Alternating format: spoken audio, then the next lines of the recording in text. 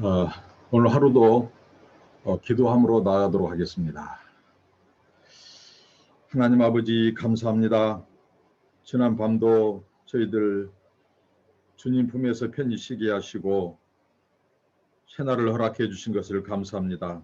오늘도 우리의 찬양과 감사를 받으시고 영광을 받아 주옵소서. 예수님의 이름으로 기도하옵나이다. 아멘. 찬송가 430장 부르시겠습니다. 찬송가 430장 주와 같이 길 가는 것. 주와 같이 길 가는 것 즐거운 일 아닌가. 우리 주님 걸어가신 발자취를 밟겠네. 한 걸음 한 걸음 주 예수와 함께 날마다 우리는 걷겠네. 어린아이 같은 우리 미련하고 약하나 주의 손에 이끌려 생명길로 가겠네.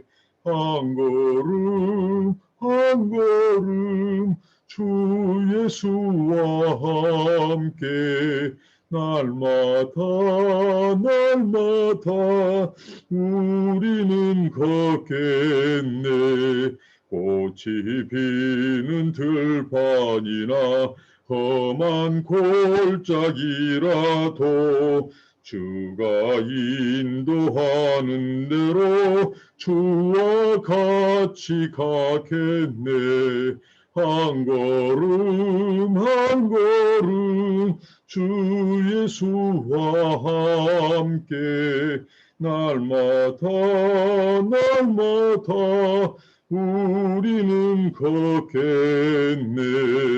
옛날 선지 에녹같이 우리들도 천국에 들려 올라갈 때까지 주와 같이 걷겠네. 한 걸음 한 걸음 주 예수와 함께 날마다 우리는 걷겠네. 아멘. 우리 계속해서 출애굽기 말씀입니다. 구약성경 출애굽기 5장 1절로 오늘 본문은 5장 1절로 21절까지 되겠습니다. 제가 다 읽지 않고요.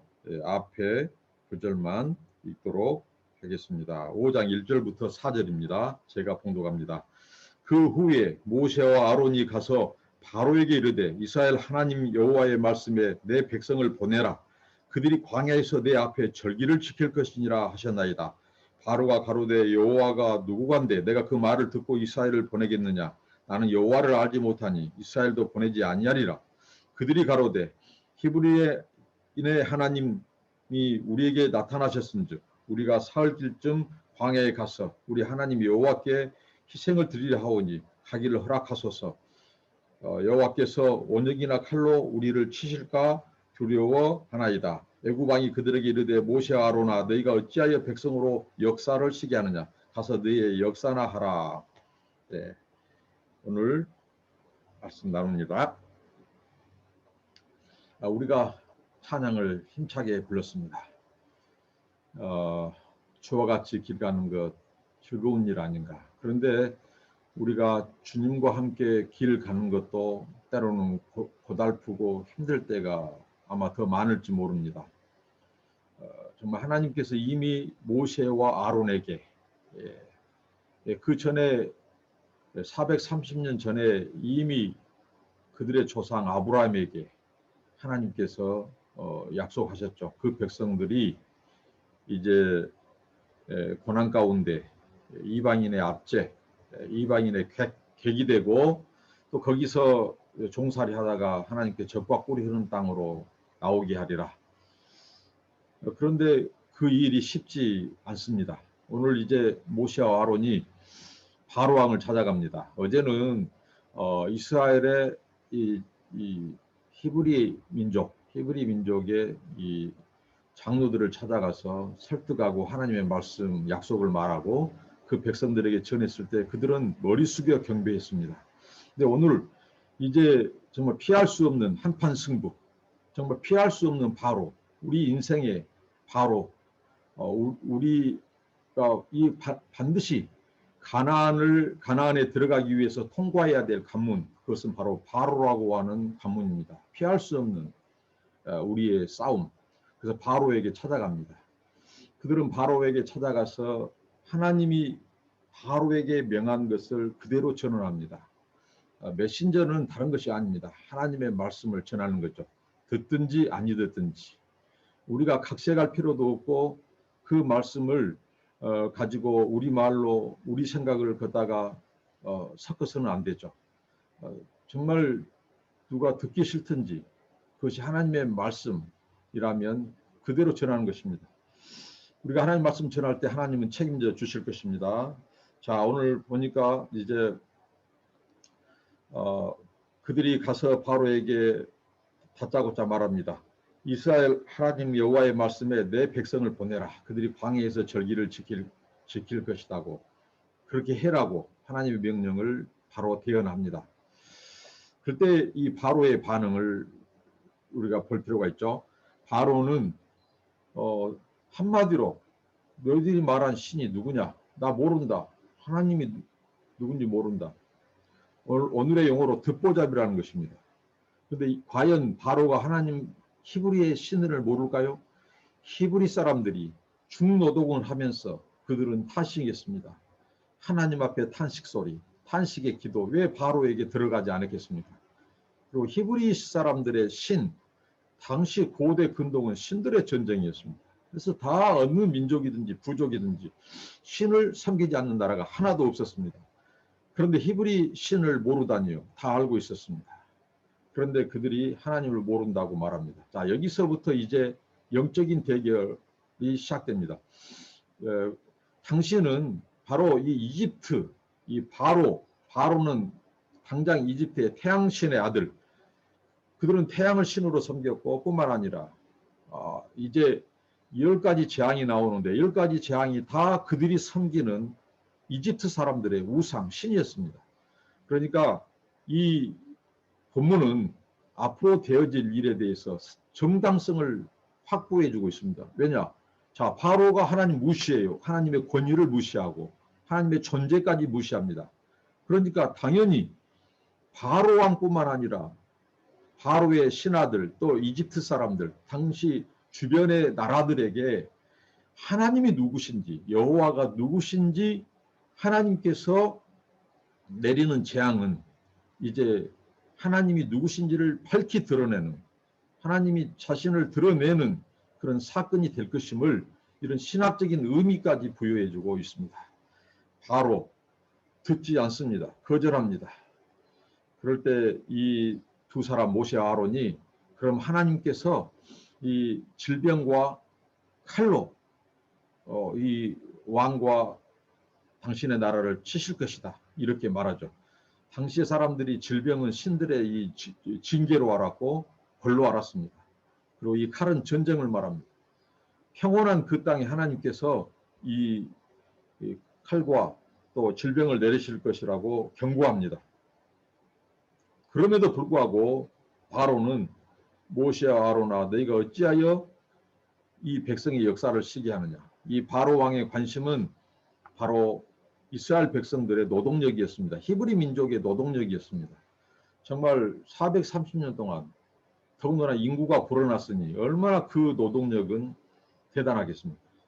우리가 앞서서 이제 바로가 이 선대의 바로가 이스라엘 백성들을 고역을 하게 하는 것은 이들의 수가 이제 생육하고 번성하면 이 전쟁이 일어났을 때 적들과 짜고 자기들을 무너뜨리고 탈출하고 떠나갈 것을 위협을 느꼈죠. 그런데 오늘이 더 구체화되고 있습니다. 이들의 진정한 관심은 이집트의 번영이었습니다. 이집트 경제의 상당 부분을 이들이 책임지고 있고 이집트 사람들의 이 부유한 삶의 바탕 근간에는 이 히브리 민족의 노동력 이 뒷받침하고 있다는 것을 압니다. 그래서 이 거대한 노예가 빠져나가면 누가 이 나라의 경제를 일을 하느냐 이겁니다. 그래서 거절하고 그렇습니다. 그래서 이제 바로가 이 말을 듣고 긴급 소위 말한 이 경제회의를 주재합니다. 자, 산업부 장관 오시오, 국토부 장관 와라, 정말 경제부총리 와라, 다 해서 모아놓고 이제 그들의 감독관이죠. 감독관 작업반장들을 모아놓고 대책을 내리기를 더 강도 높은 주문을 합니다. 이 히브리 노예들에게 이 자금량, 그러니까 자금량은 엄청나게 증가시킵니다. 그리고 생산량은 동결입니다. 생산량은 벽돌을 하루에 굽는 것이 어제나 동일하게 하되 이제 이들에게 집, 우리가 벼농사 하면 집 있죠. 집을 이렇게 잘게 썰어서 흙에 이겨서 구우면 그것이 단단한 견고한 벽돌이 되는 거죠. 옛날에 우리 시골에서도 지붕을 이을 때 이 기와 공사를 할 때 보면 이렇게 흙에다가 이 볏짚을 썰어서 견고하게 이렇게 반죽을 해서 하는 것을 보았습니다.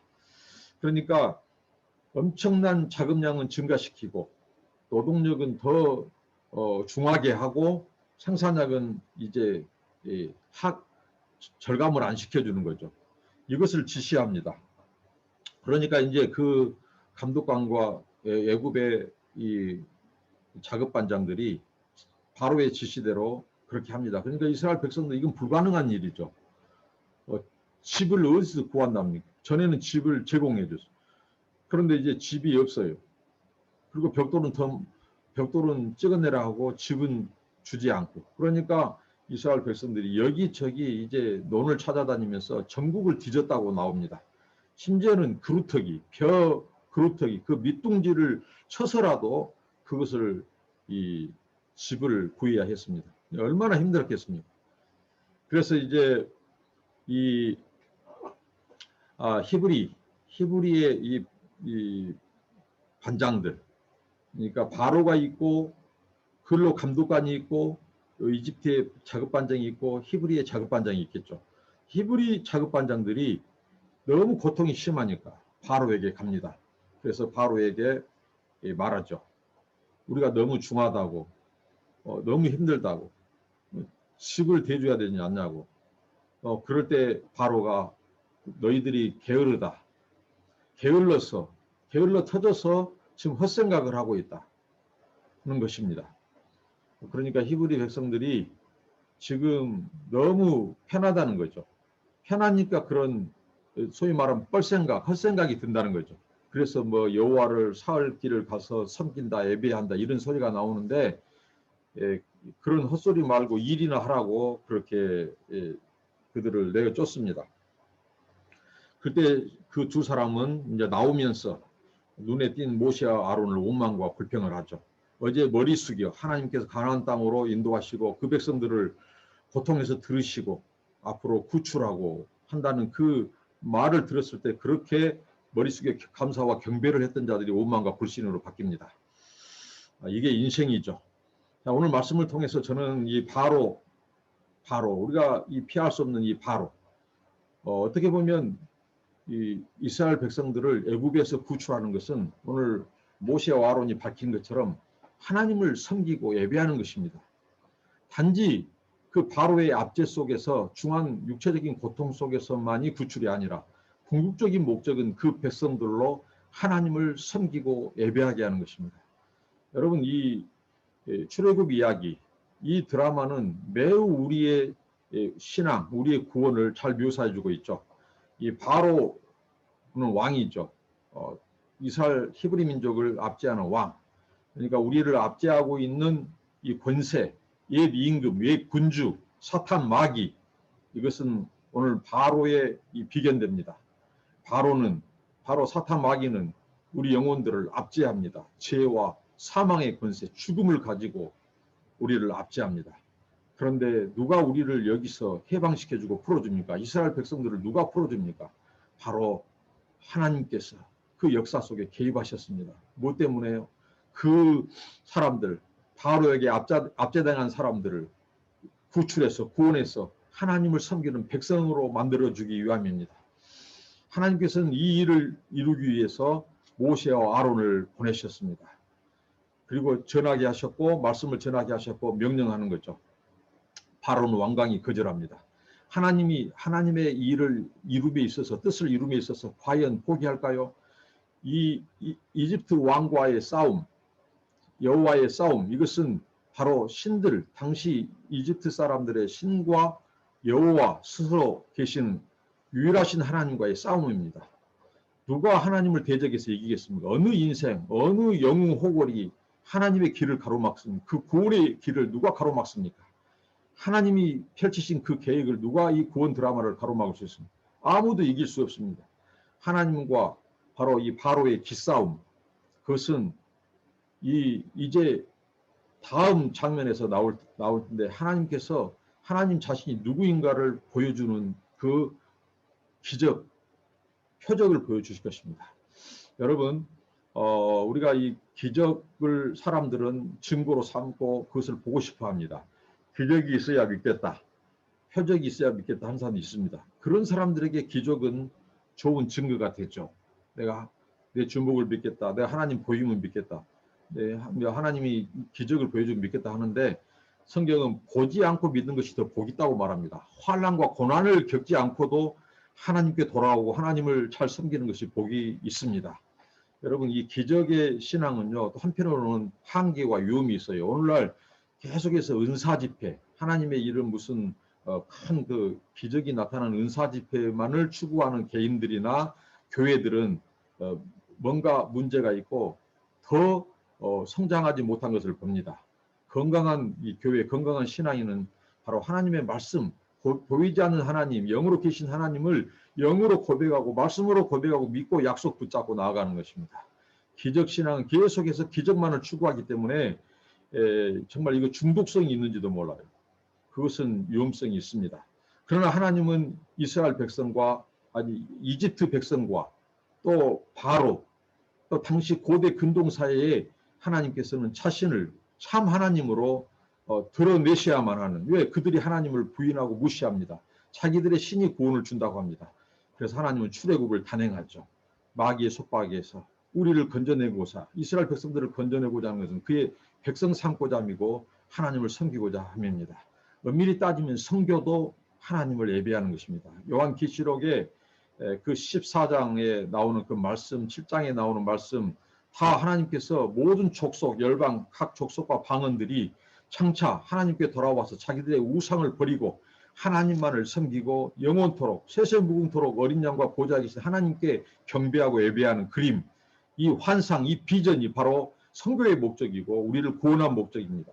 바로 하나님께서는 그 백성을 애굽에 두지 않은 이유입니다. 여러분, 우리가 하나님의 말씀에 순종해서 나갈 때 분명히 다 형통한 것 아닙니다. 오늘 우리가 찬송대로 형통하면 얼마나 좋겠습니까? 진정한 형통은 일이 가로막혀 있을 때 궁지에서 하나님의 일하심을 보는 것이고 하나님의 완성되어가는 뜻을 보는 것입니다. 이미 하나님께서 약속하셨죠. 바로가 호락호락 내주지 않을 것이다. 분명히 그 순간은 이제 어두캄캄하고 하나님이 과연 계시는가, 약속을 지키시는가, 그럴 때 바로 그때 믿음이 필요합니다. 믿음은 궁지에 모일 때, 일이 안 풀릴 때 믿음이 필요합니다. 분명한 것은 어둠이 깊을 때에 새벽이 가까운다는 것, 아침에 동틀 무렵이 더 어둡다는 말이 있습니다. 여러분, 우리 인생길에 분명히 어둠이 찾아옵니다. 깊어갑니다. 칠흑같이 어둡습니다. 그런데 아침에 동틀 무렵이 더 어둡습니다. 오늘 이스라엘 백성들의 출애굽의 시간이 다가오고 있습니다. 바로의 이 반대가 더 심하죠. 저항이 더 심하죠. 왜? 그 백성을 통제해서 지금까지 종으로 부렸는데 얼마나 좋습니까? 자기들의 경제력으로. 그리고 하나님께 놓아주기를 싫어합니다.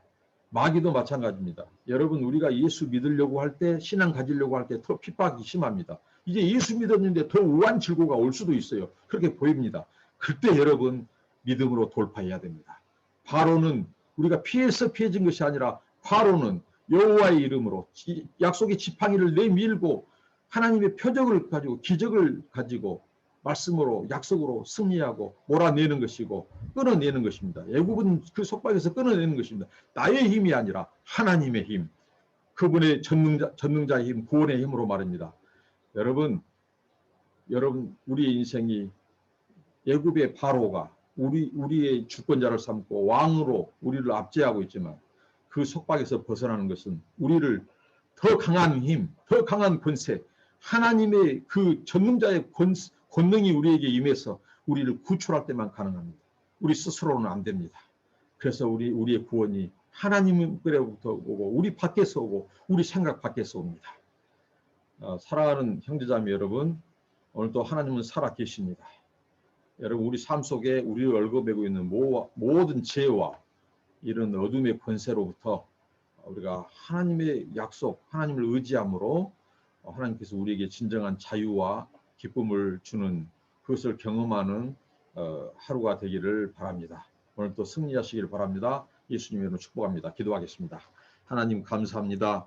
오늘 또 채널 주시고 귀한 말씀 주신 것 감사합니다.